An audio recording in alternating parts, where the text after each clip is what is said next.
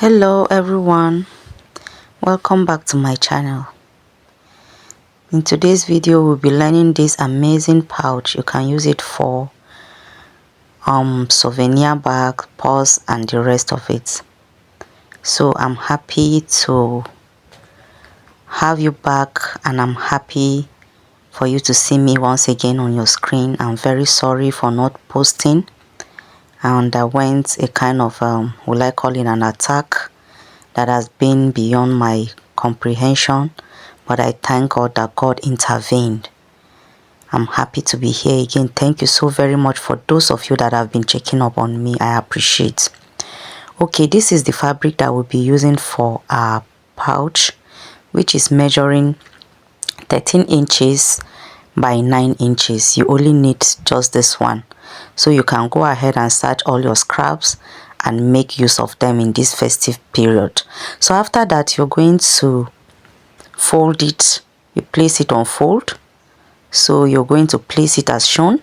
So after placing it as shown, you're going to ascertain the center, then you mark 1.5 by 1.5. okay, 1.5 by 1.5 for both sides. So after getting this, you can as well connect it with your ruler so that you can get the accurate measurements that you want. So after connecting mine with my ruler, and this is the result. Okay, so I'll now connect it. I'll just slant it as shown like this. I'll just curve it to the upside as you can see me do. Then after that, I'll cut it out. So this is the result. So I'll just use this side to trace the other parts. Okay, I'll just use this side to trace the other parts, and that is super easy and beginner friendly.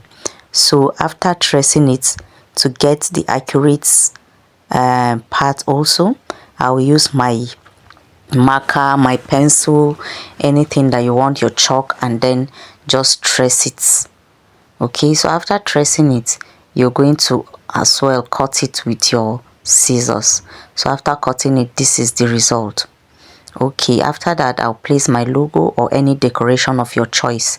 So after that, I'll get the gusset for the pouch, which I cut out 11 and quarter by 3.5. Okay, 11 and quarter by 3.5. So I'm going to show you how you're going to get it in case you want to sew a bigger size.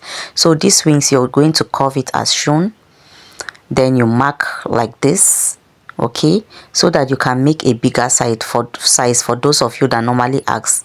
Then you take the measurements from this mark points to this other mark points to form your upper gusset where you're going to sew your zipper. So it gave me 10.8. So I'm going to add the seam allowance, which makes it 11.4. then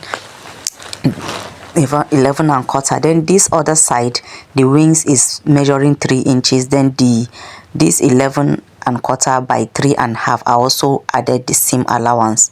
Then I divide it with the scissors. Then I'm going to sew my zipper, good side of the zipper facing good side. So after that, I'll cut out the excess, then I will fold it and top stitch. Okay, I'll do the same thing to the other part. Is that simple? So after that, I will insert the runner. After inserting the zip head, I will now measure it. Is giving me 3 inches, same as this other side. So if your own is more than that, you can trim it. Okay, so after that, I'm going to cut out the excess zip clothes. Then I'll place it as shown, good side of the gusset facing good side of the fabric. Okay, so after that, I'm going to stitch it. After stitching it, I will turn it over and top stitch. Okay, I give it a neat top stitch. If you are using a leather material, do not forget to apply your oil. Okay, so after that, I will now bias this part, but it's not necessary. If you don't want it, there is no problem. So after biasing it, the result will be as shown. Very beautiful. Can you see it? So after that, I will now find the midpoints of my panel and also the gusset. Okay, I'll look for the midpoint. After finding the midpoint, I will now start aligning them together, midpoint to midpoint. Then I'll come down from this wing side, I'll start aligning it.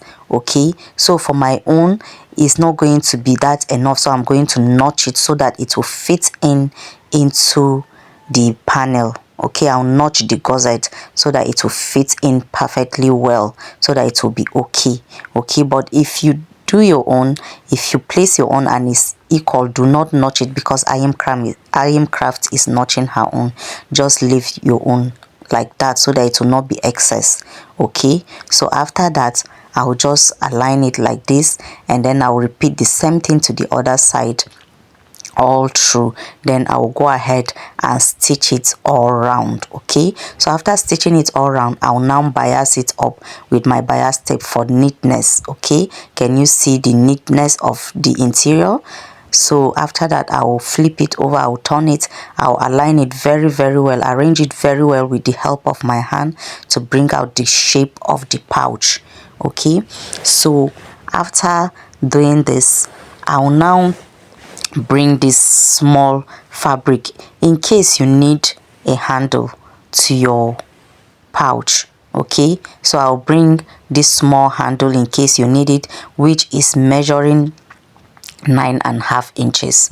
Okay, 9.5 inches. So I just fold it as shown, then I give it a straight stitch, after that, I take this round ring, this circle ring, then I sew it as shown. I insert my strap like this and I sew it as shown. So I just insert it to the zip puller. That is all. Can you see how beautiful? So you can make it and suggest it to your customers this festive period for their souvenir pouch and all of that. Okay, so just go ahead